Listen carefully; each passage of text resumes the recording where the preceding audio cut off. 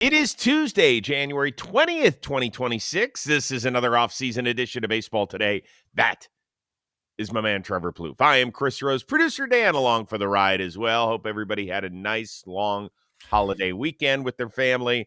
I know you did. You needed the extra day to, yeah.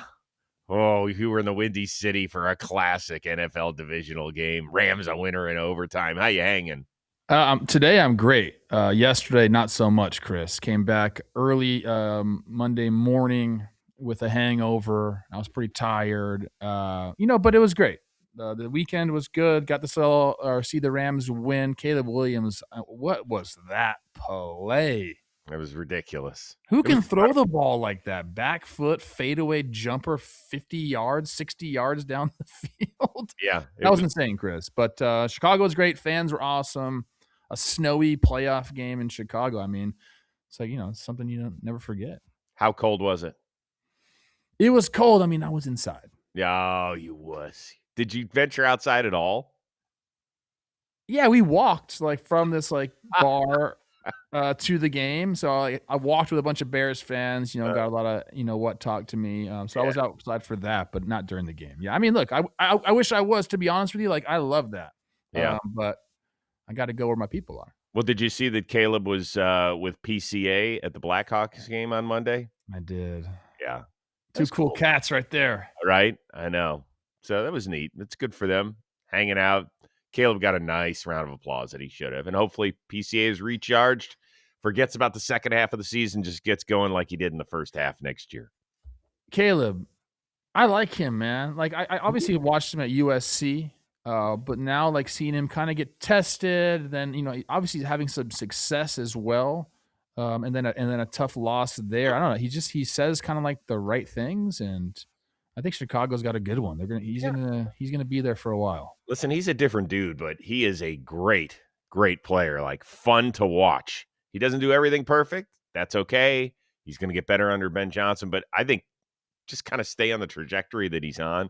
Yeah. End of the game, he's awesome to watch. A lot of fun. All right, let's get to it. Big day Tuesday around the world of baseball because Hall of Fame announcement is coming your way Tuesday night. Players must appear on 75% of the writers' ballot in order to head to Cooperstown. The two returners with the highest percentages are Carlos Beltran, who was over 70% a year ago, and Andrew Jones at 66%. You think both are getting in? It sure seems like it. Carlos Beltran, one of the greatest power speed combo players we've seen, at least in our generation. You kind of forget how good he was, really. And then Andrew Jones is he's like Ken Griffey Jr. light to me. The way he patrolled center field, how many Gold Gloves did he win? Also with the power. I mean, those are two guys that when you think about their play, they seem like Hall of Famers. Yeah, look, there's a bunch of different ways to look at the Hall of Fame. And number one, for my criteria, it has zero to do with numbers. The first thing I look at is when I'm sitting and watching a guy's entire career, do I feel like I'm watching a Hall of Famer? And not all the guys have gotten in Cooperstown did I feel that way. I've used some specific examples of that. But certainly with Beltran, I 100% felt that way. Now, the thing is, how do you get past what happened in 2017? Why is that any different than PED scandals? I think that these are legitimate questions, and everybody has to answer it on their own. There's a certain sector of the fan base that will never get past it and say, I would never put him in the Hall of Fame. What do you say? I can answer that. Okay. Because I also, I blame Carlos Beltran greatly for what happened in 2017. We talk about it all the time, but did it affect his career numbers? No. Well, he gave him a ring. That's why. We're talking about Manny Ramirez is probably this is last year on the ballot this year. You look at his numbers. I mean, I know Manny Ramirez is amazing. Go look at his baseball reference page. Holy shnikes, dude. Almost one dotting it career.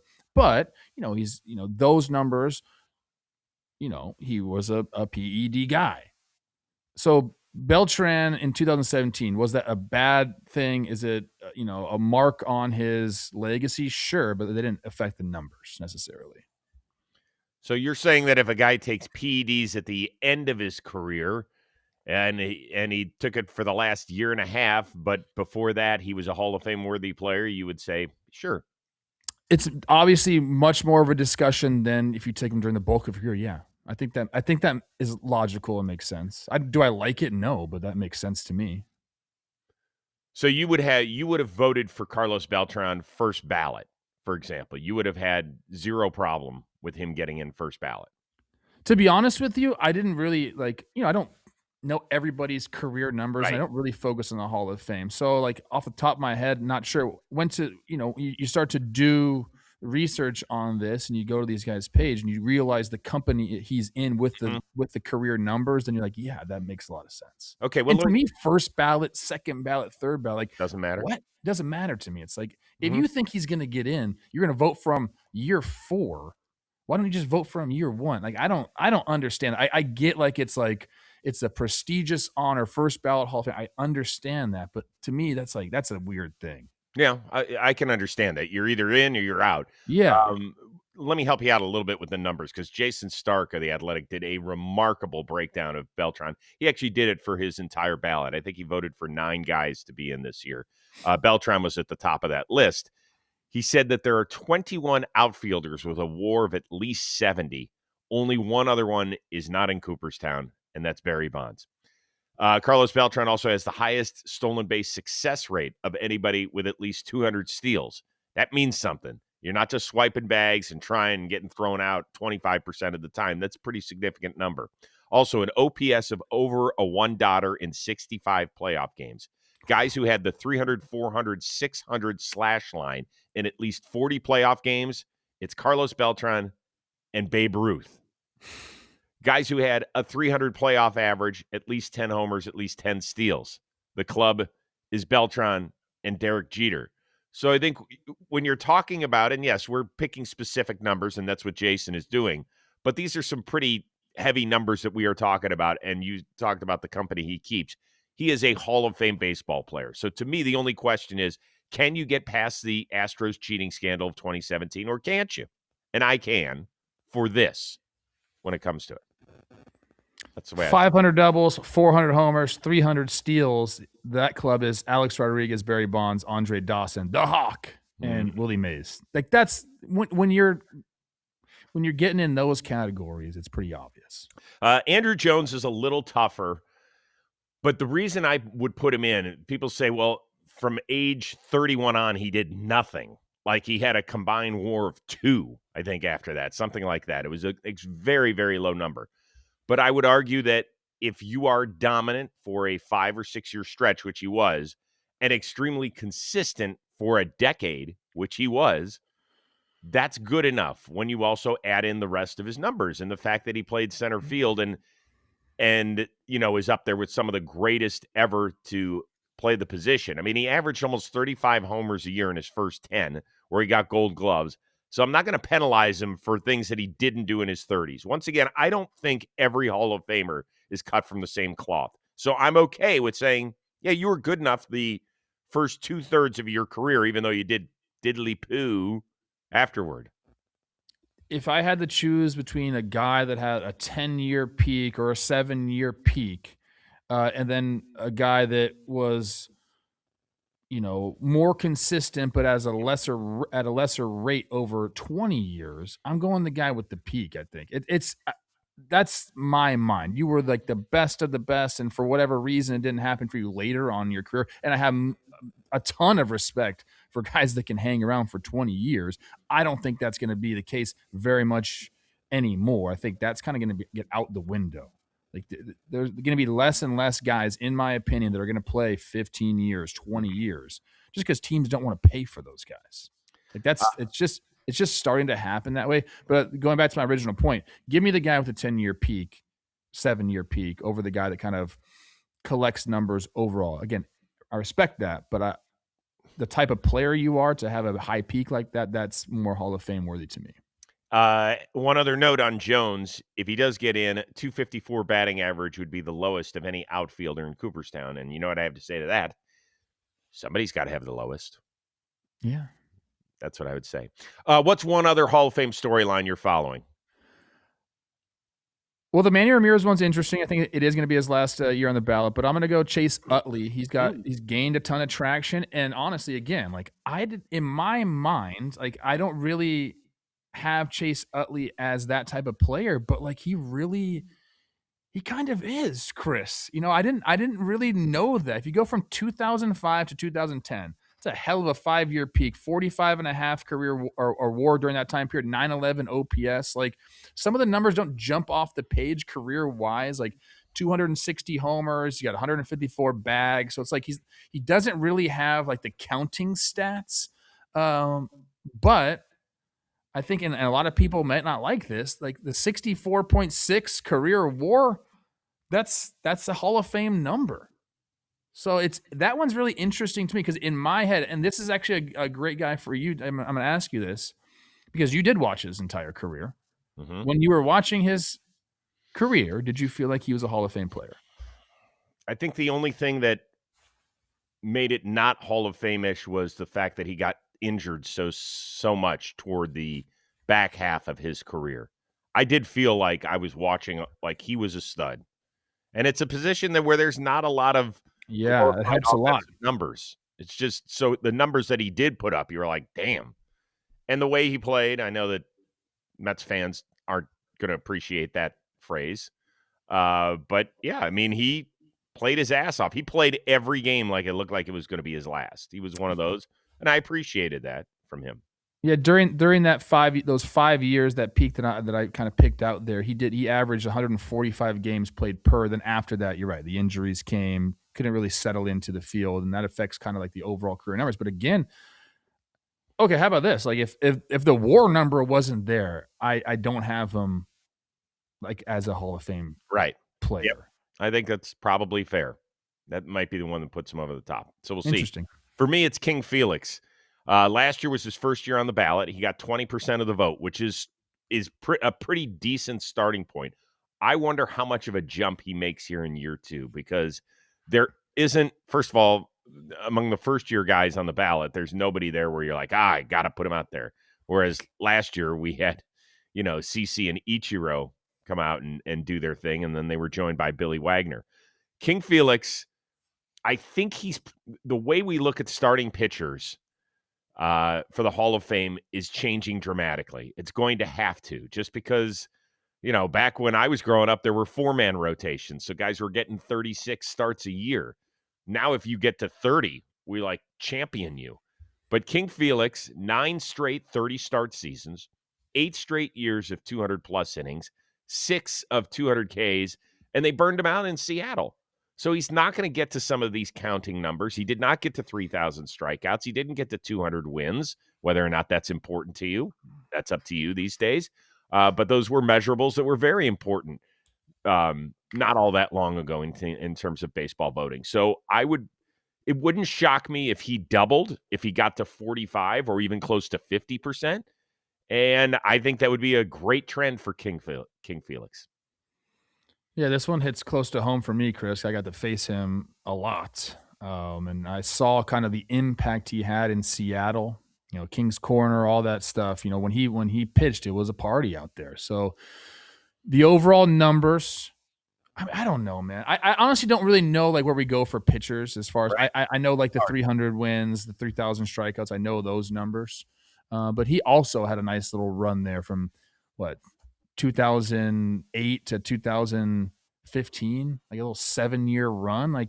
He was a dominant pitcher in the big leagues for those years. You did not want to face King Felix. So whatever that says about the Hall of Fame, I don't know. Well, you tell me. How do you compare him to Verlander, Scherzer? You probably didn't face Kershaw enough to know, but those are 3 Hall of Fame he was in that group. In my opinion, guys that you looked at and were like, holy shit, I'm facing King Felix today. Maybe it's the nickname. King Felix is a great nickname.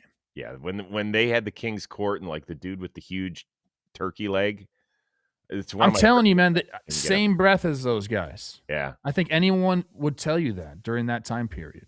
Well, that's a big deal. What are you most looking forward to, Hall of Fame? How many people do you think get in? Leave it in the comments. Is there somebody we didn't talk about that you're keeping your eye on? The whole bit. All right, interesting reveal over the weekend. Reds had their Reds Fest, or whatever we're calling it these days. Reds architect Nick Kroll said, quote, "We made Elly De La Cruz an offer that would have made him the highest paid Red ever. That's not where he is, and you respect that. It's their career. You keep going. You keep working on what you can do today. Just keep in mind that Joey Votto received the richest contract in team history, but that was 14 years ago. 10 years, $225 million. Do you mind Kroll sharing that about the team's best player, or do you think he should have kept it private? I go back and forth on this one, Chris. Unless they were specific saying, "Hey, like, let's not have this out there." Like, I guess it's kind of fair game. The only thing I will say is the player. I hate saying that. You always get on me for saying that. Yep. Elly is already going to feel enough pressure turning that down, and understanding, hey, I left a lot of money on the table. I got to go continue to be a guy here. I think he already feels enough pressure in that regard. Now that it's out in the public too, and I guarantee you, if he struggles a little bit, there'll be people out there in the media and then in the stands as well yelling at him, "You should have taken that money, Elly." Like, it's just an added layer of pressure. Like, do you really want to put that on your shortstop? I mean, I'm trying to figure out the reason he would say that. Yeah, Like, I know why he's saying it. Well, he doesn't own the to cover team. to cover the ass of the team. That's He doesn't exactly own the team. He's not the one that's getting yelled at. Well, hold on here. If you're trying to make your boss look good, it's a Okay, great that's the reason. job. That's the reason then. And like, I don't know, man. It's I don't know. I wouldn't do it. I wouldn't like it if it was said about me, but at the same time, man, it's a business. Well, that's what it says, is that it is a business, and he has earned, meaning Elly has earned that right to turn that down and say, "Hey, you know what? I'm good. I'm going to roll the dice, and I'm going to be a free agent at age 28 after the 2029 season. Heck, I don't even think I'm arbitration eligible yet. So I am willing to roll the dice on my career." Why wouldn't he? I mean, even though I felt like he took a little bit of a step back last year, in part because of a quad injury he was dealing with, he is uber exciting. I think he would be wonderful in a big market, the whole bit. And I hate saying this to my Reds fans, friends that I have out there, but it's a little bit like Francisco Lindor back for me with the then Indians, is that that the clock is ticking. It is ticking. So at what point are you going to pull the trigger on an Elly De La Cruz deal? You don't have to do it right now. You might not even have to do it next season, but at some point that's coming, or he's going to walk. I mean, he's not going to be a Cincinnati Reds past his 6-year service time or whatever the system looks like after next season's collective bargaining agreement expires. Yeah, it seems to me like offensively, like, he's so young, Chris. I mean, he's 23 years old. Right now he's 24, okay? The things that he is inefficient at are things that should get better with time. The whiff rate, the K rate, like, a little bit more at bats, a little bit more understanding. And guess what? Like, hey, Cincinnati hitting coaches, like let's get this guy a little bit more contact oriented. Like, that's part of your job too. Player development doesn't stop in the minor leagues. Like, you got to help these big leaguers out. So let's get some stuff going there. If he ups his contact rate, we'll see a much better offensive overall season. And then we're talking about, a guy who's going to steal 40 bags a year, a guy that truly does. I mean, he should be a 30-30 guy almost every single year there in Cincinnati. It wouldn't surprise me if he did that multiple times and possibly a 40 homer season eventually. And the defense can get better too. Like, these are things that he can improve on. We have not seen Elly's like best season. Like, there's just no way. Like, the improvement is going to come. Yeah, he wasn't even an 800 OPS guy last year. So no, the best. No. We're close to maxing out what we've seen from him. But I would agree with you. I think that it could screw him up a little bit. I'd worry about that. I think it's a lot of this is on Terry Francona to make sure that he understands. Hey man, I'm with you. Like, you're my guy. You're my guy. So we'll see if Elly's able to compartmentalize, because I think that's a true. Hell, this sport is hard enough when you've already got the bag. When you're not thinking about the financials and everything else off of the field. So now if you're wondering, oh my God, should I have taken that money? And just to get on the record, I believe this offer came out before last season. So he's been sitting with this for at least a year, it feels like. I don't know what that feels like, but I think everyone should try to put yourself in his shoes. I mean, at times, I bet you there were times where he left the field and was like, I'm a dummy. So Reds Fest, he got a huge ovation. I saw some of the clips. Do you think this affects his relationship with the fans there? No. I hope not. No, man, he is so exciting and so fun that I don't think it does. And again, like the same reason, I say I don't fault Nick Kroll too much for this because it is a business. It's a business for Elly too. Yeah. And we get a lot. I mean, look, it sucks like the numbers that get thrown out. I think if he would have just said, "Hey, we made Elly a sizable contract offer, a really good one," that's different than actually kind of like putting a number on it. Yeah, that's not what he said. He said we made him the richest contract offer in the history of the franchise. And although I think most people would not blame him for turning it down, there's going to be a group of fans that say, well, hold on. This isn't good enough for you? Yeah. Like, I'm going to pay all my hard-earned money to watch you, but there's no love. Let's remember, though, this is a guy who, after his first year, went home and worked on his English. Why? Because he understood the star power he had in Cincinnati, and he wanted to be able to converse with the fans. He wanted to be able to express what he was feeling and his love of the game and his love of playing for the Reds. That's pretty damn mature for a kid in his early 20s. I don't know a lot of people my age that would do that, let alone his age. I thought that was pretty awesome. I'm trying to learn Spanish right now. How about that? Awesome. I've been doing some classes on my phone. It's okay. I wish I had done that. I really do. Not too late, Chris. I know you it's got a big brain. Ugh, God, it's not. It's like turning to mush. It's mush. You got a mushy brain. Yeah, that's for another day. Very quickly, Reds denied De La Cruz from playing for the Dominican in the World Baseball Classic. He struggled with a quad injury, primarily the second half of last season. Any problem with that? I love the WBC so much, but the regular season is obviously still more important, especially coming off a season where you made the playoffs. If you have an injury, I can get on board with the team saying like let's save it for us. Yeah, that's a tough one. It's tough. Yeah, his second half, his OPS dipped to 666, which was down about 180 points from the first half. If they just say no because they just want you ready for the season and there's no injury, I don't like that. No, that's different. Look, he's coming off an injury. That happens. Speaking of injured shortstops, the Braves starting shortstop, Ha-Seong Kim, out 4 to 5 months. He had surgery on a torn tendon on his middle finger. Trev, do you mind showing us which one that is real quick? Yeah, okay. But actually, it's on his throwing hand. He slipped on the ice back in South Korea. So Atlanta signed Jorge Mateo, former Oriole, on a 1-year deal to help fill the void. How big of a deal is the Kim injury? It depends on the rest of the Braves roster. If those guys kind of step it up, we get a full year of Ronald Acuna Jr. healthy, Matt Olson and Austin Riley find it. They can be okay because we're looking for a shortstop in Atlanta.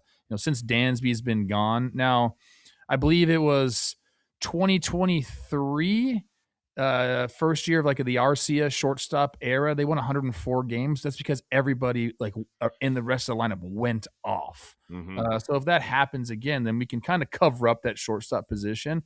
But I mean, you'd love to have a consistent defensive minded with a little bit of offensive threat guy just kind of anchoring that position. So it is a big deal.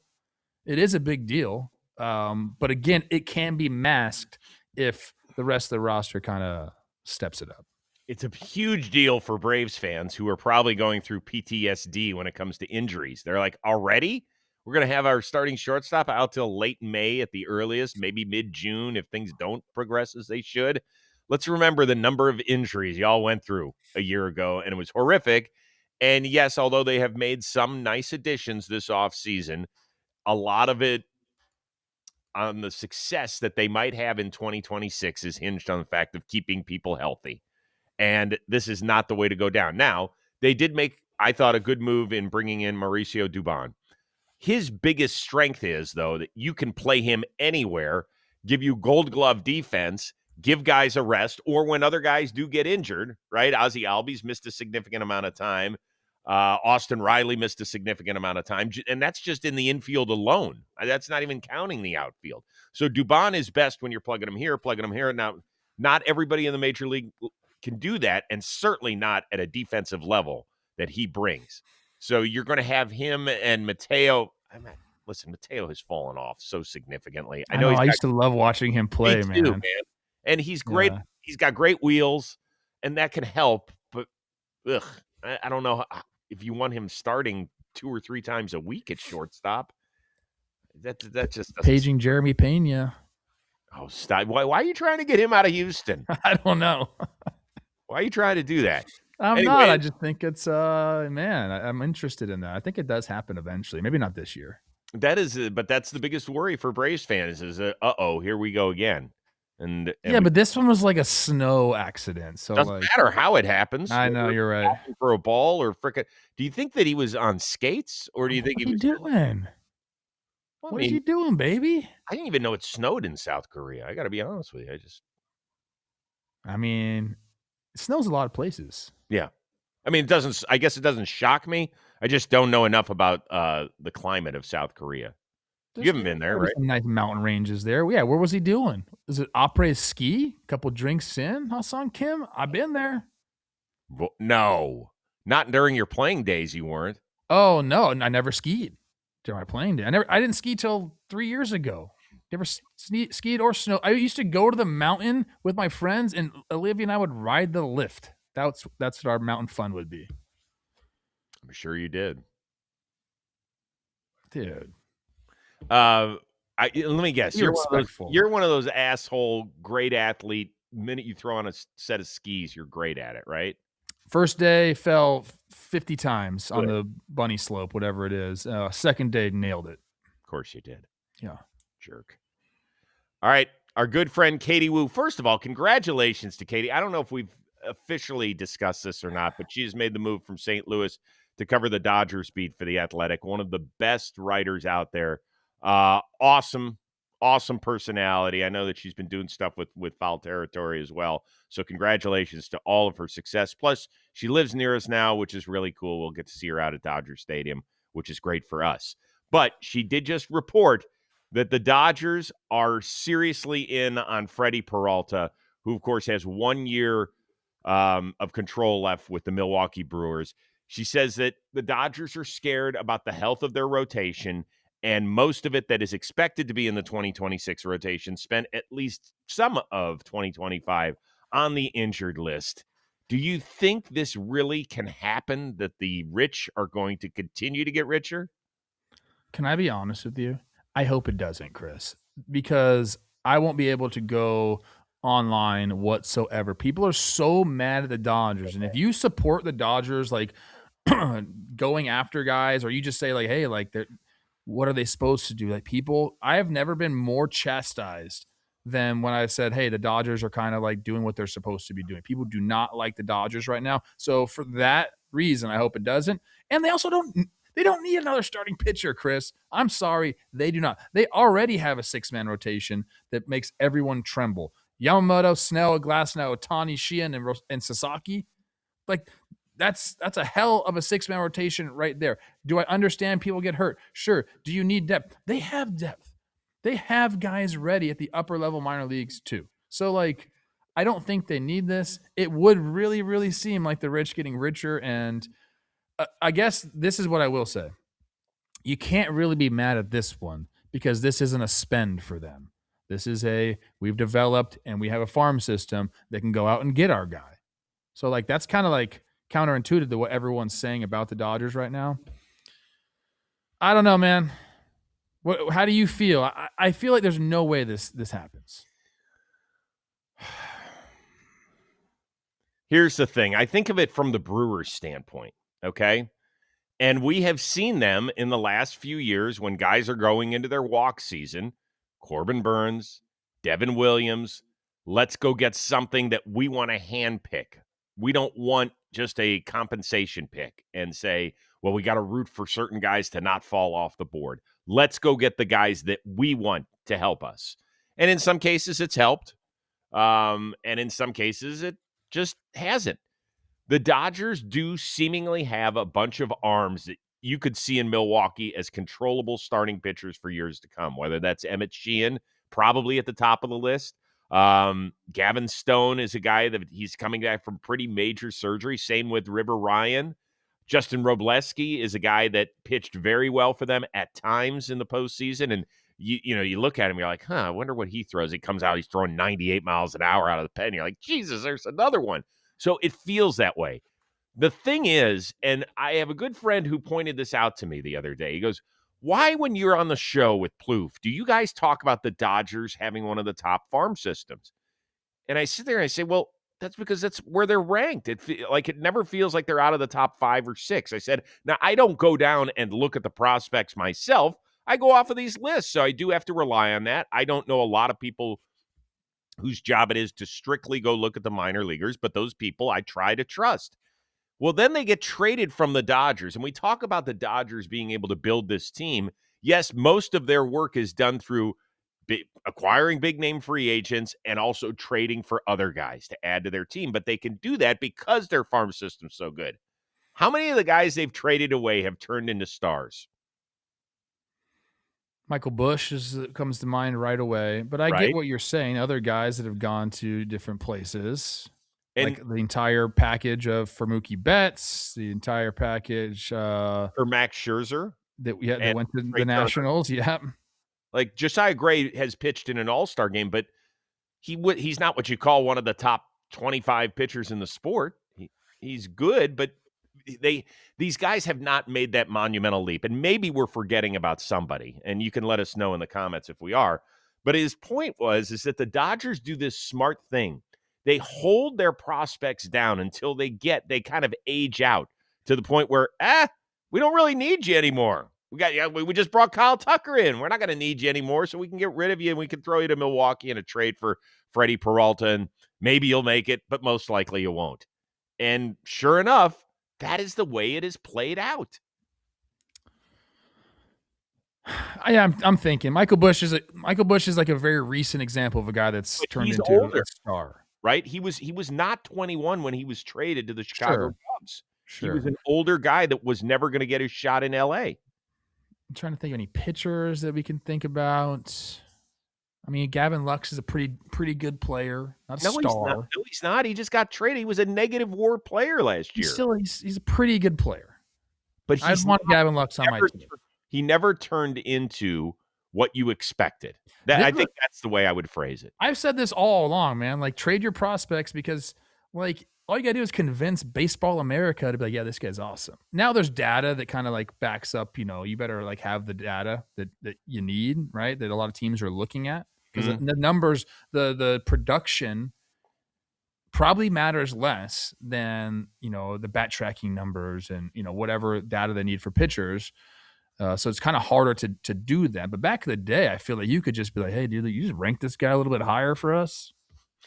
Hey, look, Katie in her column talks about how the addition now of Kyle Tucker makes this guy Ryan Ward expendable. Last year in the Pacific Coast League, I know that sometimes those numbers are a little inflated, but when you look at them, they're freaking awesome. 290, 937 OPS, 36 bombs, but he's 27 years old. He's 27 years old. So the Dodgers aren't going to be like, yep, we got to hang on to that guy. But the Brewers might look at him and say, worth a shot. And then are the odds that he turns into an all-star player? No. But you gave up one in Freddy Peralta if that's the way it ends up going. So I don't see this happening, Chris. And you know what? I don't really have a good reason why it wouldn't. It's just like I'm thinking, does this make sense in the world? And no. Well, his $8 million salary this season makes it so that any team could fit him under whatever number they're trying to stay and feel good about it, even if it's just for 1 year. Let's answer this question. Is Freddy Peralta throwing the opening day pitch for the Milwaukee Brewers? If history has taught us anything, no. I don't think so. But it's getting close, Chris, dude. Like, we're reporting soon. Less than a month, people will be in camp. Doesn't mean you can't get traded. Still a lot of work. I know that, but we like to say. I feel like we do not see trades in camp. We don't see a lot of them. That is accurate. Usually somebody has to go down in order for a move to be made. How about Ryan Fitzgerald? He was with the Twins last year. Nice guy. Got to meet him. He gets claimed, I think, off of waivers to the Dodgers. For 4 days, he was like, I'm going to win a World Series ring. And then he got designated for assignment when they signed Kyle Tucker. Ouch. All right, let us know. Where's Freddy Peralta throwing his first pitch next season? And if it's not Milwaukee, is it LA? Is it somewhere else? Give us an idea. That'll be fun. Before we get out of here, the Cubs had their little convention over the weekend, including celebrating the 10-year anniversary of their World Series team, which we don't really have to talk about if you're a Cleveland sports fan. But I will say this. Anthony Rizzo probably gave us the story of the weekend. I believe this conversation he had happened a few days after they won their championship. But like 3 days later, this lady goes to me, we're going to do it again next year, right? And I was like, we just did one before you died, ma'am. Like, so, because everyone's like, oh, you don't know how much it means to us. And like, no, we do. We just did this before you died, ma'am. Do you think he really said that to her, or do you think he was just thinking it in his head? He must have said it to her. He must have. No, and I know, spoiler alert, they did not win another World Series the next year. What? Yeah. I haven't gotten to that part. Yeah. Or anytime after that. It's hard for me to laugh about anything from that World Series because it was still gut-wrenching. But that was a funny story. I had to laugh at that one. That's a crazy cast of characters, man, that was up there with them. Yeah. John Lackey, Ryan Dempster, Cody Ross with his no sleeves on. Like, you mean David Ross? David Ross, my bad. There's also Cody Ross, right? Yes, who won the 2010 World Series with the Giants. He was the NLCS MVP and also has no hair. So yeah, smaller version of David Ross. A little bit. Kind of, great Cody Ross story. Okay. I told this to you before. When I was working for Fox, I was doing Fox Saturday Baseball. So it was 2011. It was the year after the World Series, I believe. I want to say it was the year after. Anyway, I had gotten to know Cody at the end of the 2010 season because I was around their playoff run the whole time. And then they producers on Fox Saturday Baseball said, do you think he'll wear a mic for us? I was like, I don't know. I'll ask him. So I asked him. He was like, okay. Players did not like wearing mics at all at that time. Mm-hmm. Like the first 2 times, he struck out or something. He walks over to me. He grabs the microphone. He slams it down because I'm doing dugout reports afterward. The next at bat, he hits a home run. And he looks at me. He's like, it's like, oh, okay. Good job. It's always the microphone's fault. Oh, man. So there you go. He was fun. His dad was a rodeo clown, Cody Ross.